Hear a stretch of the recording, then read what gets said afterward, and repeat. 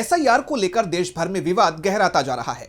SIR प्रक्रिया को लेकर विपक्ष लगातार चुनाव आयोग पर सवाल खड़े कर रहा है। इस बीच केंद्रीय राज्य मंत्री और मतुआ समुदाय के प्रमुख चेहरे शांतनु ठाकुर ने एसआईआर को लेकर एक बड़ा बयान दे दिया, जिसके बाद से विवाद छिड़ गया है।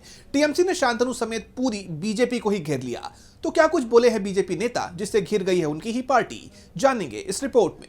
पश्चिम बंगाल में एसआईआर को लेकर शुरू हुआ विवाद अभी थमा भी नहीं था कि अब केंद्रीय राज्य मंत्री शांतनु ठाकुर ने कुछ ऐसा कह दिया है जिससे बंगाल की राजनीति में बवाल मच गया है। दरअसल एसआईआर को लेकर पश्चिम बंगाल में मतुआ समुदाय में गुस्सा दिखाई दे रहा है। वो बीजेपी से नाराज दिखाई दे रहे हैं क्योंकि उनके समुदाय के लाखों लोगों के नाम मतदाता सूची से काट दिए गए हैं।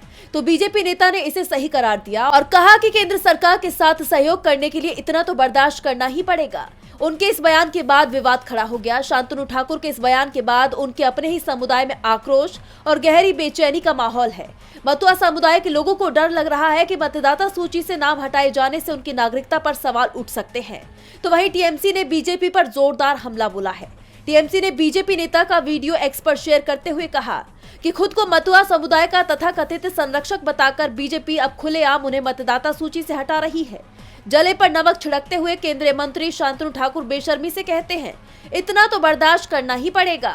टीएमसी ने सवाल पूछते हुए कहा कि क्या मतदान का अधिकार बीजेपी के जरिए दान में दिया जाने वाला कोई अधिकार है? पीढ़ियों के संघर्ष से अर्जित इस अधिकार को छीना जा रहा है, जबकि मतुआ समुदाय की भावनाओं के साथ राजनीतिक लाभ के लिए खिलवाड़ किया जा रहा है। बंगाल लोकतंत्र पर इस दिन दहाड़े हमले को बर्दाश्त नहीं करेगा। तो वहीं टीएमसी ने बीजेपी को धोखेबाज बताया और चुनाव आयोग पर बीजेपी की बी टीम के रूप में काम करने का आरोप भी लगाया, जिसके बाद बीजेपी और चुनाव आयोग दोनों ही घिरते दिखाई दे रहे हैं। डीबी लाइव की रिपोर्ट।